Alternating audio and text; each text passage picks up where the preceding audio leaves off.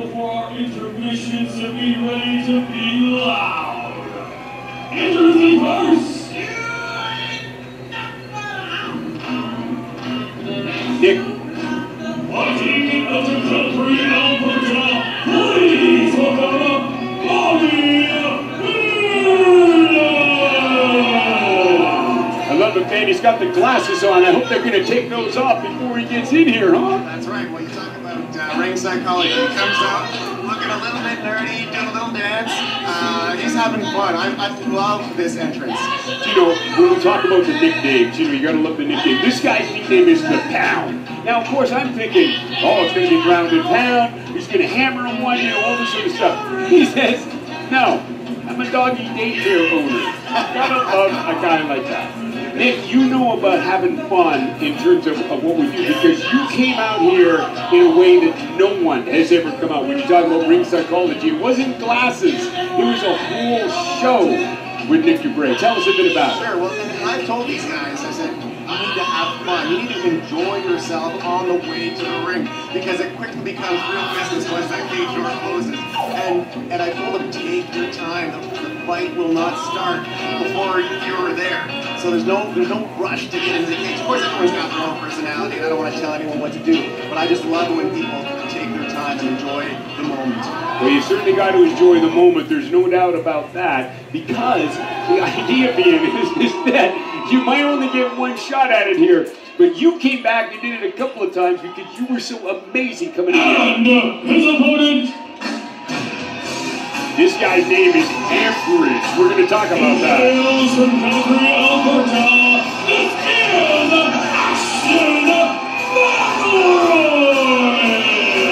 McElroy coming out here with a name like Amperage. Interestingly, when I was talking about that, because I don't know the whole story to it, but the Pound, Peardon, said, I'm going to change his name from Amperage to amputee. Right. So you got to like that psychology stuff. I got to tell you, Nick, when you came out here, you had the song, the rope, everything was Ric Flair. And I mean, big, tall, blonde guy, it was perfect for that.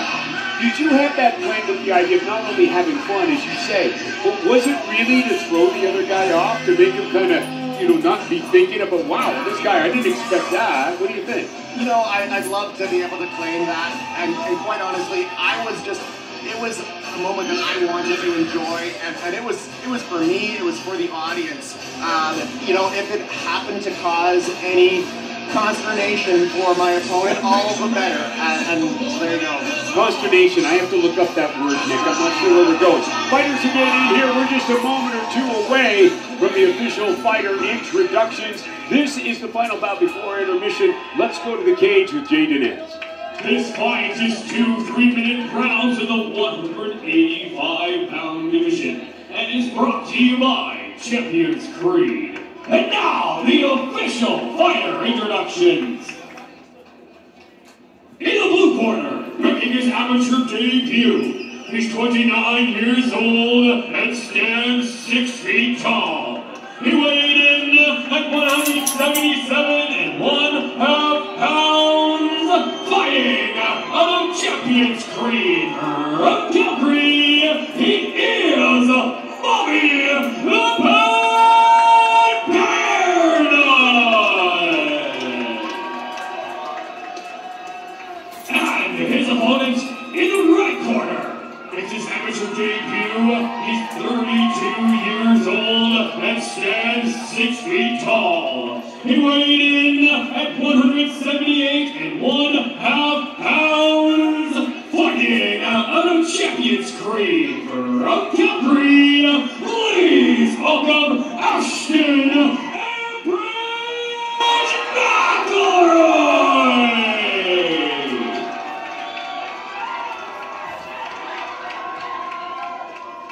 This bout is contested under amateur rules. The referee in charge of the action is Mr. Luke Boutin. At 185 pounds, one of my favorites of all, which is the middleweight, hard enough to punch and big enough to punch to do damage, and small enough to really be able to move around. You look at the tail of the tape up here right now with McElroy and Peardon. They are evenly matched as I've ever seen. The amateur debuts, same height, same weight. We're going to see who's ended up coming up on top right now, Jay. Bobby, being the kind of silly guy he is, he's talking to Ashton already. See if that's going to play in from a strategy perspective. You know, when you were talking to him, he said, and I've never heard this term, a silly goose fighter. What's that all about? Is that idea throwing him off again? You know, I'm thinking, huh? I've announced and commentated a lot of fights, and that's one I've never heard of before. But you know what? I think the thing is he likes to take things really calm and really relaxed, which can be a phenomenal asset to have in a situation as tense as this. So I think this is having fun in there, to be honest with you. Ashton, on the other hand, though, looks very serious, excited but very serious, and I think he's in here to do some damage. Yeah, I could see how relaxed Bobby was, leaning on the cage, like he didn't have a care in the world, and I think that's a great way to have your body before your start. That's exactly right. You want to be relaxed in there, but also having some fun, as you know about, Nick. They're working here now. This is not much of a feeling out round. We're about 2 minute into it, and look what's going on here, Jay. Swing and a miss for Bobby, but able to take the back. He's on top of Ashton. This is fantastic. First couple of minutes of our very first round in the 185-pound division between these two. He's got the hooks in, just about. He's got the hooks just about in, and he's got a very nice work here. You can't see it all here. He's got it trying to lock it in, but he slid out just like that and trying to get back up here again. These guys want to get back to their feet. You got to like that. Great job getting back to the feet, but Bobby is all over him. Nick, if you're in a situation like this, what do? Do you sit up there and ride him cowboy and start punching, or what? Bobby's got the perfect... Oh, Bobby with the push-off off the cage in order to get that takedown, if you will. But look at Ashton here trying to turn in. Unfortunately, ends up giving Bobby full mount, and bombs are being rained down. And a reversal. Ashton now on the top. That's coming from someone who's really throwing a haymaker instead of those a little more tactical punches, and unfortunately gave up his position. Bobby's trying to do a good job climbing up there, right, Nick? He almost had a triangle. He's setting up a triangle there. He's doing a good job, too, of controlling that arm as well, so that those punches, as Jay talked about, don't come raining down on you here. We're going to see this is a way to get very tired very quickly on the ground like this, right? Indeed, yeah. No, Jay, they're pushing him right into the cage here right now. Yeah, exactly. And you know what? Bobby, though, was using his body to stretch out Ashton. Not going to be able to do that this close to the cage. He's really trying to get his feet on his hips to push him back. Ashton did a good job of catching those. Oh, shot to the back of the head. You got to be careful of those ones. But great job getting back up to the feet. And they are separated at the end of the round. Nick, you got to love that. You saw him using the technique, pushing him back. He grabs his legs and just throws him out of the way. Oh, yeah. No, it's great. What I was starting to say earlier was the adrenaline jump is real. And I think that is something we maybe started to see there. Both fighters are breathing deep, for sure. I'm looking forward to the replays here because this went back and forth a whole bunch of different times. There's a nice shot right there, Jay. You can see the respect for the power when you come in for the shot and you end up sliding your head back as you're coming in because you know something's coming back. But that was a lot of fun to watch Bobby hang on for dear life, use some creative moves like pushing himself off the cage there to get him in this position. Unfortunately, when he was throwing down as hard as he was able to allow Ashton to just scoot that position and get Bobby off kilter so he was going down on the ground. That was an awesome thing to see. I love that he just swept his legs out of the way. Nick, when you're in a situation like this, you've got a plan, you come in, and like we were talking about earlier, like Mike Tyson said, you get punched in the face and it changes everything. But it doesn't, really doesn't. I mean, if you watch them to be able to keep the training in place, that's what these programs are all about, like Champions Rise. For sure, you can see Bobby getting the hooks in there, trying to get his arm under his neck, and it didn't quite happen. And also the excitement that where he kind of went up getting reversed. Right, exactly. All right, we're going to come into round number 2. That was pretty evenly matched, Jay. I'm going to see what this one goes, and maybe we're going to have a round number 3 again. I think it's possible. Again, I personally give that round to Bobby. I mean, at the end of the day, from the positions to the submission attempts to the bombs. But I think Ashton did a great job. So I think what we're going to see here is Ashton needing to come out hard. And Bobby, I think, is going to be a little bit more on his back foot coming out of the round just with the gas tank.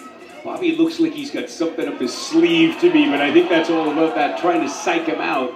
He's swinging hard here.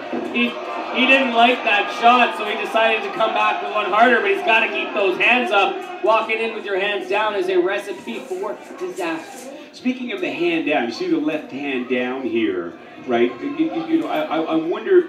Oh, wait a minute. We got a pop Accidental eye poke. You saw a little bit of that paw, and that's what I was talking about earlier. When you get that paw, sometimes it's easy for those fingers to come out in these gloves. Accidental eye poke into Ashton.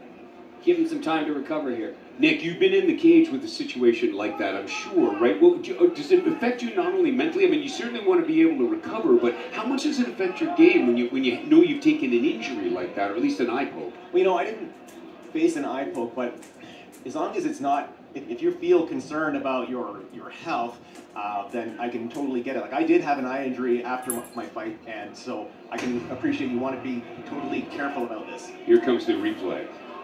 You can just see there that little last second where his fingers came out and got right in the eye. But the doctor has cleared him. Ashton is one tough character, ready to finish off this second round. Safety always primary with Champions Creed MMA and Champions Rise. That's what it's all about, having safe and fun while you're in combat sports. Here we go, round number 2 underway now. Little feeling out process here. Doesn't seem that Ashton is at all worried about that eye. He didn't seem to worry at all about reaching out and taking that punch. That's a good sign. As long as the vision comes back and it's not blurry, you're not worried about the kind of detached retina situation there. As much as it hurts, it's no different than getting a punch too. So, and Ashton wants this, and that's that will to move forward, that will to rise, if you will. Didn't you catch those 3 leg sweeps from Bobby right there? Just making sure he knew that he's got feet underneath him too. Those were great kicks that he landed there, and probably went for one too many because McElroy responded. You know, they're switching back and forth. I love the way that they do that, just kind of switching back and forth into the different styles. Now into a takedown. Great sprawl by Ashton there to defend against the takedown. Bobby back to his feet, though. That was a great defensive move to block that. You know, I'm looking again. This is the kind of fight that you'd love to see. Countering, changing up, different ways, striking. If you do a guillotine choker, I don't think he's got it locked in, but we'll see. He's just got those hooks under the arms. Bobby's doing a great job of tying up the single leg. Looks like he's almost going for the double. But that wide base that Ashton has is exactly what's causing Bobby to not be able to take him down. And you can see the effect on his face for the gas that he just dropped there by trying to put the moves on Ashton. Nick, you've been in a situation like where you're into a grappling as a tall man. Having those legs out like that and spreading them out like that really does help put the pressure on the opponent as opposed to on you in terms of taking your adrenaline, at least your gas tank down. Yeah, and McElroy defended that so well, just as we learned in training. He did it perfectly. That sprawl is so key, especially with a guy like legs like yours. Once they're sprawled out, we're touching you the side of the cage. You know what I'm saying? He's got him up against the cage here, Jay. He's pinned him up here now. They've got to get busier. They're going to get separated here, but right in front of a judge right now. Who's got the advantage, would you say, in that situation?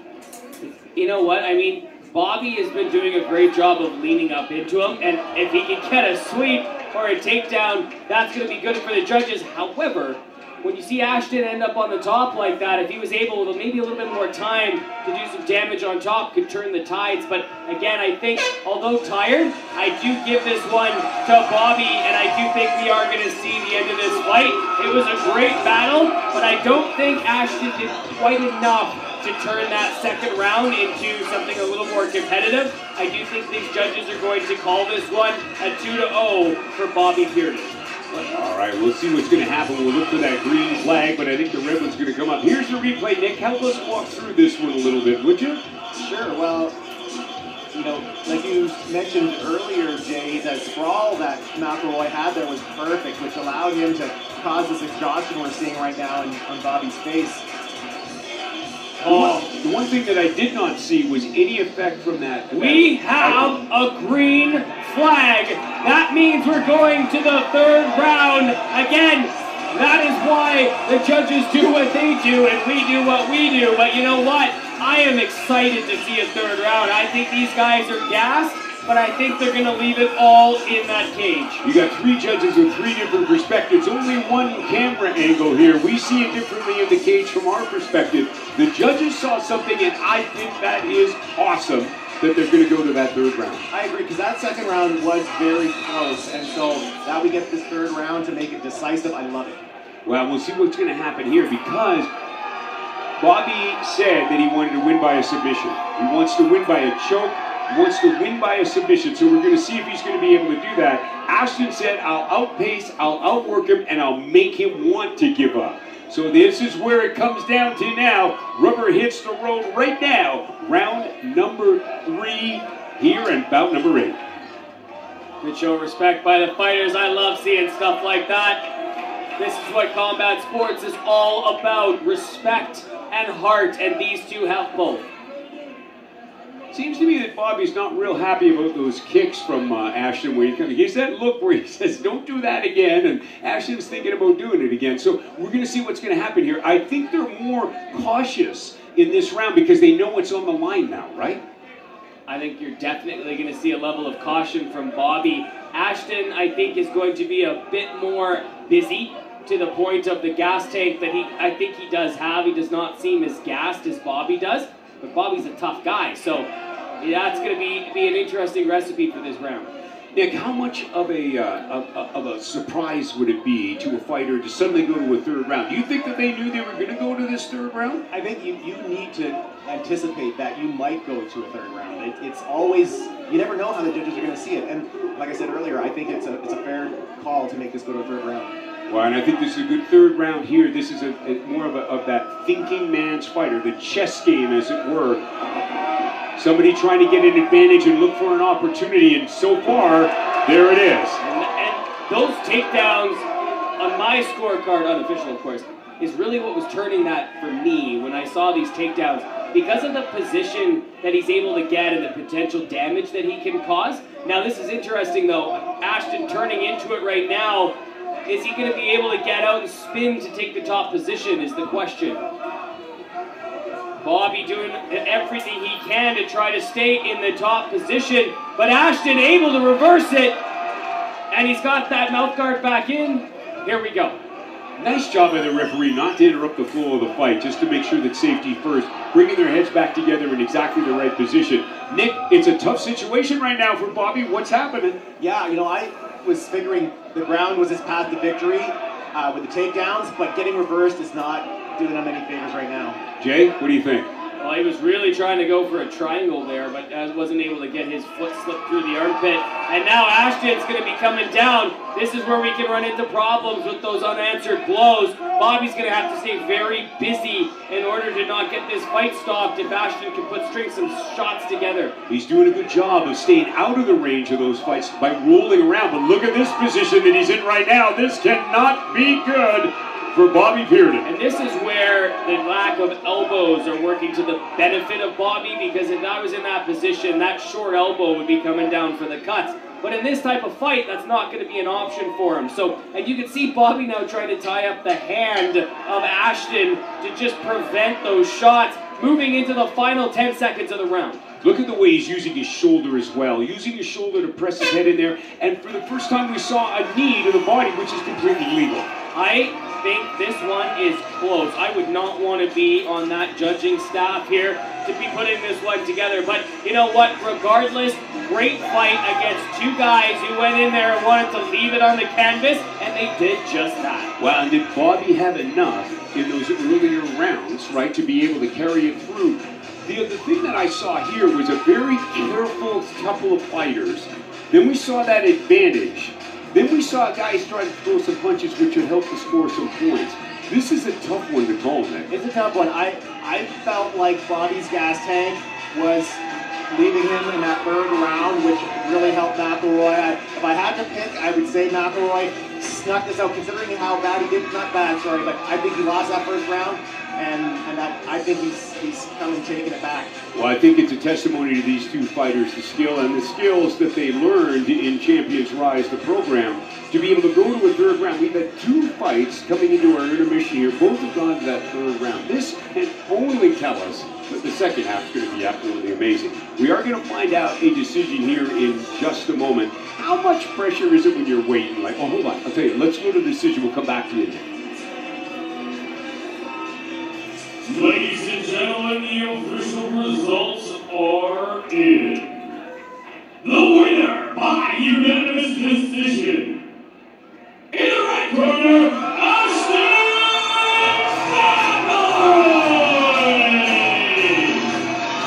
Now I was going to ask you to call it, Nick, but you did already.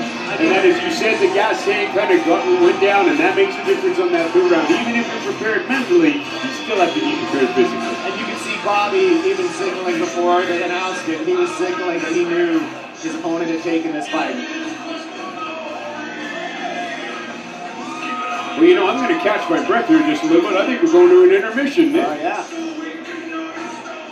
Ladies and gentlemen, now taking a short intermission for our judges, and so you can enjoy the hospitality of the Deerfoot Inn and Casino.